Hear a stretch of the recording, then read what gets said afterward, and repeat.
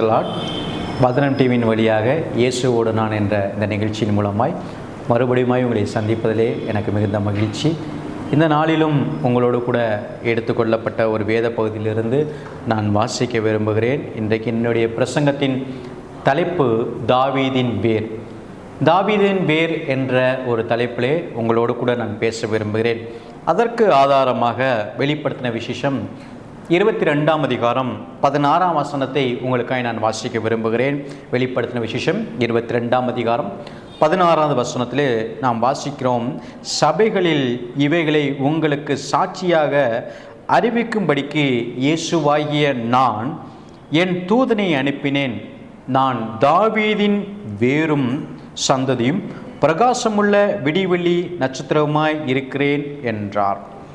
இந்த வேத வசனத்திலே ஆண்டவர் தன்னை எப்படி சொல்கிறார் என்றால், நான் தாவீதின் வேர். நான் யாருக்கு வேறாய் இருக்கிறேன் என்று சொன்னால் தாவீதுக்கு வேர்.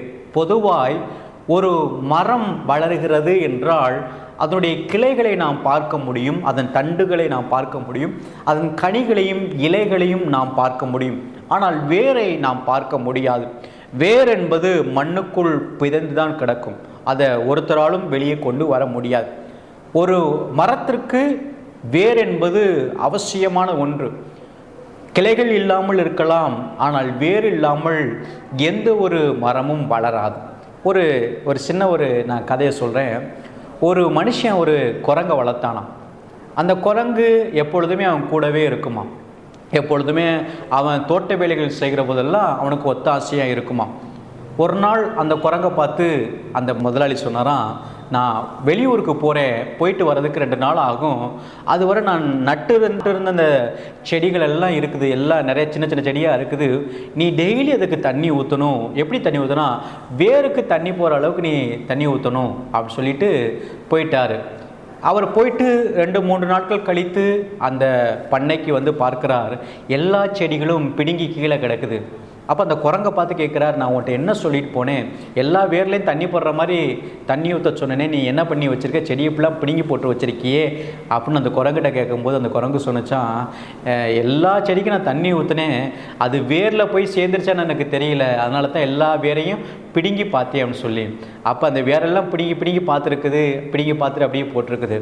இதுலேருந்து நாம் என்ன கற்றுக்கொள்கிறோம் அப்படின்னா, வேர் இல்லாமல் செடி வளரவே முடியாது. இந்த நாளிலும் தாவீதுடைய வாழ்க்கையில் ஆண்டவர் வேறாக இருந்தான். தாவீதுடைய வாழ்க்கையில் நாம் நிறைய காரியங்களை நாம் கற்றுக்கொள்ள முடியும். அவனுடைய வாழ்க்கையிலே அவனுக்கு உள்ளாய் ஆண்டவர் அவனுடைய வேறாக இருந்தான். அவன் கிளையாய் அந்த தண்டாய் அவன் இருந்த மாத்திரத்திலே அவனுக்குள் வேறாய் ஆண்டவர் இருந்தார். ஒரு மனிதனுக்குள் ஆண்டவர் உள்ளாய் இருக்கிற போது அவனுடைய வாழ்க்கை நிச்சயமாய் ஒரு மாற்றப்பட்ட ஒரு வாழ்க்கையாகத்தான் இருக்கும். வேதத்திலே நாம் பார்க்கிறோம், எரேமியாவின் புத்தகம் 17ஆம் அதிகாரம் 8ஆம் வசனம் சொல்லப்பட்டிருக்கிறது, அவன் வேர்கள் நீர்க்கால்கள் ஓரமாய் படருமாம். அப்போதான் அது கனி கொடுக்க முடியும். உஷ்ண காலம் வந்தாலும் அது வறட்சியை காணாமல் இருப்பதற்கு மரம் வெளியே இருக்கிறதான மரம் வளருவதற்கு வேர் என்பது மிக அவசியம். ஏனென்று சொன்னால் பூமியில் இருக்கிற எல்லா ஈரத்தன்மைகள் சத்துக்கள் எல்லாம் இந்த வேர் தான் இழுத்து அந்த மரத்திற்கு அனுப்பும். அந்த வேர் என்பது ஒவ்வொரு மரத்திற்கும் முக்கியமானது ஒன்று. அதே போல தான் ஒவ்வொரு கிறிஸ்தவனுடைய வாழ்க்கையிலும் இயேசு முக்கியமானவர். நம்முடைய வாழ்க்கையிலே நாம் அனுபவிக்கிற எல்லா ஆசீர்வாதங்களும் இயேசு நமக்கு கொடுக்கிறதான ஒன்று. இந்த நாளிலும் தாவீதுடைய வாழ்க்கையிலிருந்து சில காரியங்களை நாம் கற்றுக்கொள்ள போகிறோம். தாவீதுடைய வாழ்க்கையிலே ஆண்டவர் வேறாக இருக்கிறதுனாலே என்ன சம்பவங்கள் நடந்தது என்று நாம் பார்ப்போமே. ஆனால் முதலாவதாக 1 சாமுவேலின் புத்தகம் 17ஆம் அதிகாரம் 23-24ஆம் வசனத்திலே பார்க்கிறோம். தாவீது தன் சகோதரர்களுக்கு உணவு கொடுப்பதற்காக யுத்தம் நடக்கிறதான பாளையத்திற்கு போகிறார்கள்.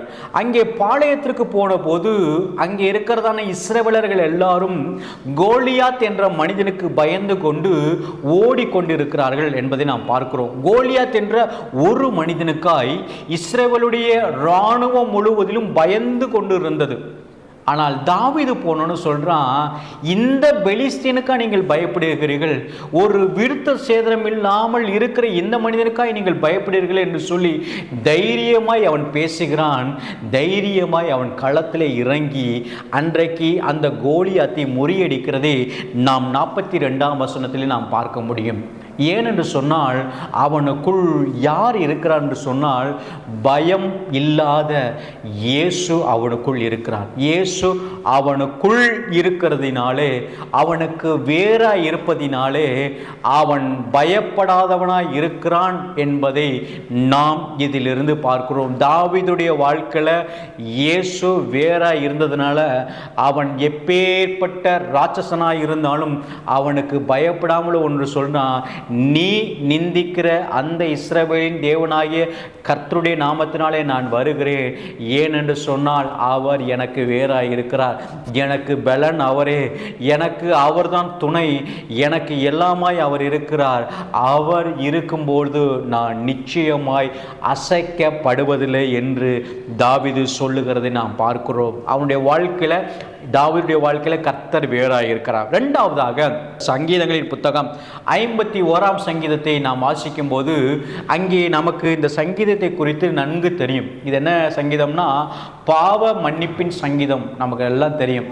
அவன் தாவீது செய்த அவன் பாவத்தை எல்லாம் தேவ சமூகத்திலே அறிக்கையிட்டு, ஆண்டவரே நான் பாவம் செய்தேன் ஆண்டவரே, என் பாவத்தை மன்னியும் ஆண்டவரே அப்படின்னு அவன் சொல்லி ஜெபிக்கிறான். அவனுக்குள்ள ஆண்டவர் இருக்கிறதுனால தான் அவன் பாவத்தை அவன் உணர்ந்து மறுபடியுமாய் ஆண்டவரிடத்தில் வருகிறான். நமக்கு வேதத்தில் அழகாய் ஒரு வசனம் சொல்லப்பட்டிருக்கிறது, பரிசுத்த ஆவியானவர் உங்களிடத்தில் வரும்போது அவர் நீதியை குறித்தும் நியாய தீர்ப்பை குறித்தும் கண்டித்து உணர்த்துவார். நம்முடைய வாழ்க்கையில் ஆண்டவர் நமக்குள்ளே இருப்பாரே ஆனால், நாம் போகிற பாதை தவறாக இருக்குமானால் அவர் நமக்கு அதை சுட்டி காட்டுவார், நாம் செய்கிறது தவறு என்பதை நமக்கு உணர்த்துவார். தாவீதுடைய வாழ்க்கையிலே அதை அவனுக்கு உணர்த்தின ஆண்டவர் அந்த தாவீதுக்குள்ள சொல்றார், தாவீது நீ செஞ்சது பாவம் அப்படின்னு சொல்றார். யார் மூலமாய் சொல்லுகிறார்? அந்த நாத்தான் தீர்க்கதரிசி மூலமாய். எங்க வச்சு சொல்றார் அப்படின்னா, அரண்மனையில் எல்லாருக்கும் முன்னாடி அந்த நாத்தான் தீர்க்கதரிசி சொல்றார், நீ பாவம் செய்தாய் என்று சொன்ன போது அவன் தன்னுடைய ராஜ அதிகாரத்தை பயன்படுத்தாமல் தான் யார் என்பதை முதலாவதாக, நான் ஆடுகளுக்கு பின்னால் அலைஞ்சு கொண்டு இருந்தேன், என்ன ராஜாவாய் கர்த்தர் தான் மாற்றினாரு, நான் அவருக்கு விரோதமாக பாவம் செஞ்சிட்டேன்னு சொல்லி ஒரு பாவ உணர்வு அடைஞ்சு தேவ சமூகத்தில் தன்னை தாழ்த்துறான். தன் அதிகாரத்தை பயன்படுத்தி தன்னை குற்றம் சாட்டினவரை அவர் கொலை செய்யாமல் மாறாக தேவ சமூகத்திலே விழுந்து கிடந்து தன் பாவத்தை அறிக்கையிட்டான். வேதம் சொல்கிறது, பாவத்தை மறைக்கிறவன் வாழ்வடைய மாட்டான், அதை அறிக்கை செய்து விட்டு விடுகிறவனோ இரக்கம் பெறுவான் என்று வேதம் சொல்லுகிறது. அவன் தேவ சமூகத்திலே அறிக்கை செய்தான், அந்த பாவத்தை அவன் மீண்டும் செய்யவில்லை. பாவத்திலிருந்து எழுந்த தாவீது மீண்டும் அந்த பாவத்தை செய்யவில்லை. இந்த சத்தத்தை கேட்டுக்கொண்டிருக்கிற அருமையான தேவனுடைய பிள்ளைகளே, ஒருவேளை ஏதாவது ஒரு பாவத்திலே நீங்கள் அடிமைப்பட்டு இருப்பீர்களானால் இந்த நாளிலே தேவ சமூகத்திலே நாம் வேத வசனத்தின்படி பாவங்களை அறிக்கை செய்து நாம் அவைகளை விட்டு விட வேண்டும் என்று பரிசுத்த ஆவியானவர் இந்த காலவெளியிலே நம்மை பார்த்து திருவுளம் பற்றுகிறார். மூன்றாவதாக தாவீதுடைய வாழ்க்கையிலே அவன் எப்படிப்பட்டவனாய் இருந்தான் என்று சொன்னால், 1 கொரிந்தியர் 15ஆம் அதிகாரம் 28ஆம் வசனம் 29ஆம் வசனத்திலே தாவீது தேவனை துதிக்கிற மனுஷனாக இருந்தார். ஏனென்றால் துதிக்கு பாத்திரராகிய தேவன் அவனுக்குள் வேறாயிருக்கிறார். அவனுடைய வாயிலிருந்து புறப்படுகிற ஒவ்வொரு வார்த்தையும் ஆண்டவரை துதிக்கிறதான ஒரு வார்த்தையாகத்தான் இருந்தது. ஆண்டவரை யார் யாரெல்லாம் துதிக்கிறார்களோ உண்மையாய் நாம் புரிந்து கொள்ள வேண்டும், ஆண்டவர் நிச்சயமாய் அவர்களுக்குள்ளே இருக்கிறார். வேதம் சொல்லுகிறது, மரித்தவர்களும் மௌனத்தில் இறங்கினவர்களும் கர்த்தரை துதியார்கள். ஆண்டவருக்குள்ளே ஒரு மனுஷன் இருந்தானா அவனை துதிக்கும்படி யாருமே கட்டாயப்படுத்த தேவையில்லை. தானாகவே துதி வரும். தானாகவே அவன் ஆண்டவருக்கு துதி பலிகளை செலுத்துற நம்ம வேதத்தில் பார்க்குறோம். ஆண்டவரை துதிச்சு கொண்டே இருந்தான். எங்கே துதிக்கிறான்? வனாந்திரத்தில் ஆடு மேய்ச்சிக்கிட்டு இருந்தான். ஆடு மேய்க்கிறவன் ஆட்டை கவனிக்காமல் துதித்து கொண்டே இருந்தான். ஒரு விஷயம் கரடி வந்தது, ஒரு விஷயம் சிங்கம் வந்தது. அவன் ஆடு மேய்க்கும் போது அவன் சொல்கிறான், ஒரு விஷயம் கரடி வந்து சிங்கம் வச்சு நான் கொன்று போட்டேன் அப்படின்னு தான் அவன் சொல்கிறானே ஒழிய, கரடி வந்துச்சு சிங்கம் வந்துச்சு, நான் அவர்களை என்ன பண்ணேன், ஜெயிச்சிட்டேன்னு சொல்கிறாரு. ஆண்டவரே, எதுக்கு ஆண்டவரே இதெல்லாம் என் வாழ்க்கையை அனுமதிச்சிங்க, ஏன் ஆண்டவரை அனுமதிச்சிங்கன்னு தாவீது ஒரு நாள் அவன் முறுமுறுக்கலை. எனக்கு எதிராக எத்தனையோ மந்தை மேய்க்கிறவர்கள்லாம் இருக்கிறாங்க, அந்த மந்தைக்கெல்லாம் அந்த கரடி போகல, சிங்கம் போல, என் வாழ்க்கையில் மாத்திரம் ஏன் ஆண்டவரே இப்படி பிரச்சனைன்னு சொல்லி தான் பிரச்சனையை ஆண்டவர்கிட்ட சொல்லாமல் ஆண்டவர் எப்படிப்பட்டவர் என்பதை சொல்லி துதிக்க கற்றுக்கொண்டான். இன்னைக்கு அநேகர் துதிக்கிறதை நிறுத்தி விட்டார்கள். இந்த காலவெளியிலே கர்த்தர் நம்மை பார்த்து சொல்லுகிறார், நீங்கள் துதிக்கிறவர்களாய் இருப்பீர்களே ஆனால் உங்களுடைய வாழ்க்கை நிச்சயமாய் மாறும். துதிக்கும் கனத்திற்கும் பாத்திரராகி தேவன் உங்களுக்குள் வேறாய் இருப்பார் என்று சொன்னால் நீங்கள் தானாகவே துதிக்கிறவர்களாய் நீங்கள் மாறுவீர்கள். 2 சாமுவேல் 6ஆம் அதிகாரம் 14ஆம் வசனத்திலிருந்து 16ஆம் வசனம் வரை அவன் துதிக்கிறதை நாம் பார்க்கிறோம். 23ஆம் வசனத்தில் நாம் பார்க்கலாம், அவன் ஆண்டவரை எப்பொழுதும் துதித்து கொண்டே இருக்கிறான். அதனால தான் அவன் சொல்றான், எக்காலத்திலும் கர்த்தரை ஸ்தோத்திரிப்பேன், அவர் துதி எப்பொழுதும் எப்பொழுதும் என் வாயிலே இருக்கும். எல்லா நேரத்திலும் அவனுடைய வாயில துதி இருந்தது.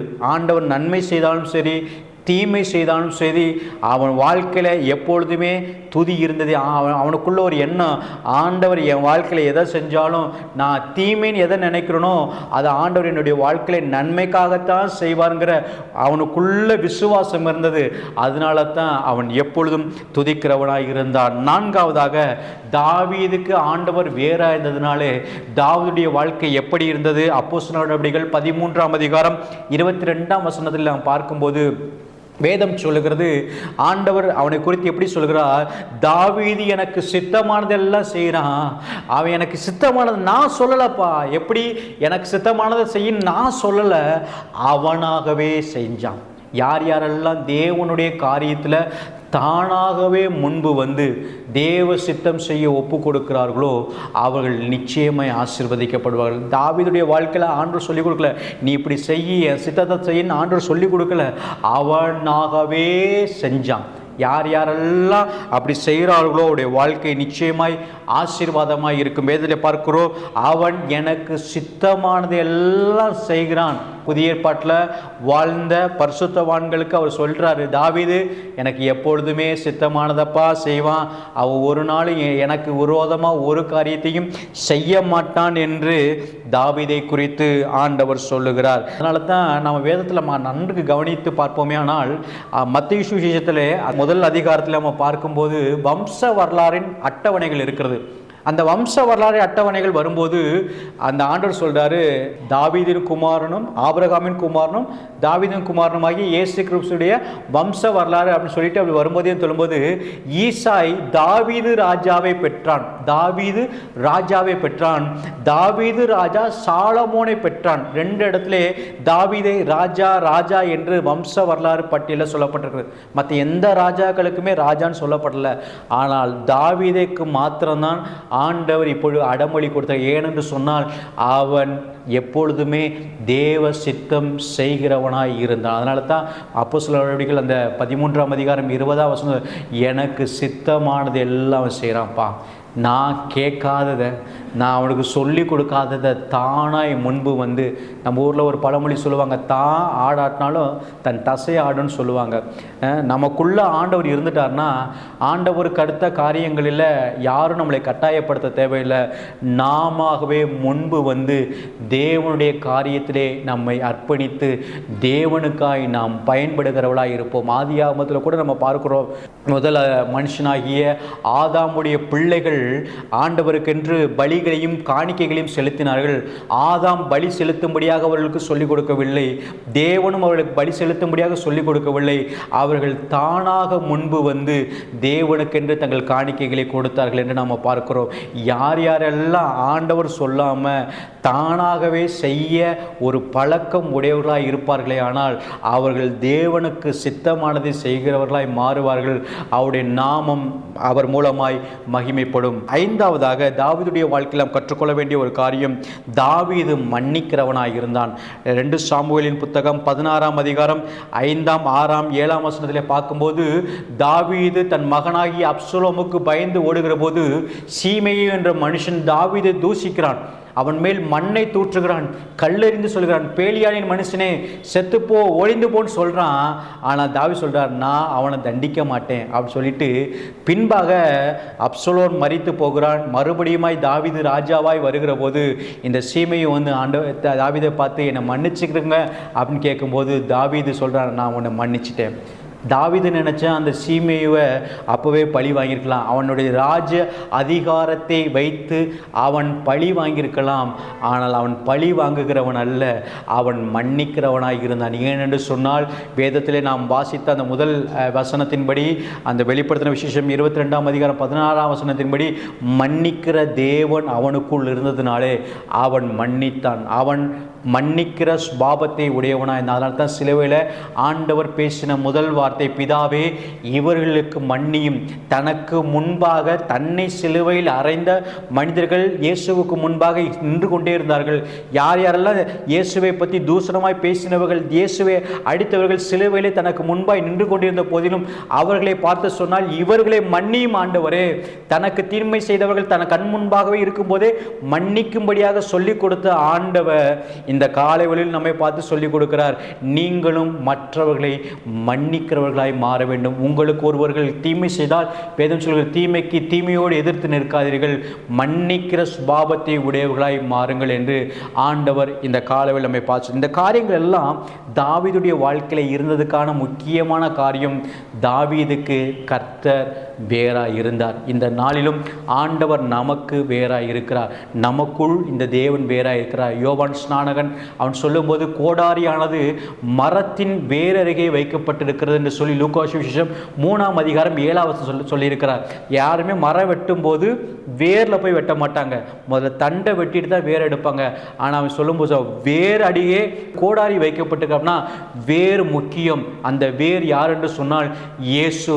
இயேசுவோடு இருக்கிற அந்த உறவிலே ஒவ்வொரு நாளும் ஒவ்வொரு மனுஷனும் வளருவார்களே. ஆனால் தாவீதை உயர்த்தினவர், ஆடுகளுக்கு பின்பாக அலைந்து கொண்டிருந்த தாவீது ராஜாவாய் மாற்றப்பட்டதை போல இந்த நாளிலும் நம்முடைய வாழ்க்கையிலும் இந்த ஆண்டவர் வேறா இருப்பார் என்று சொன்னால், தாவீதை உயர்த்தின ஆண்டவர் நிச்சயமாய் இந்த சத்தத்தை கேட்டுக்கொண்டிருக்கிற உங்களையும் உயர்த்துவது அதிக நிச்சயம். கர்த்தர் தாமே உங்களை ஆசீர்வதிப்பாராக. ஆமென்.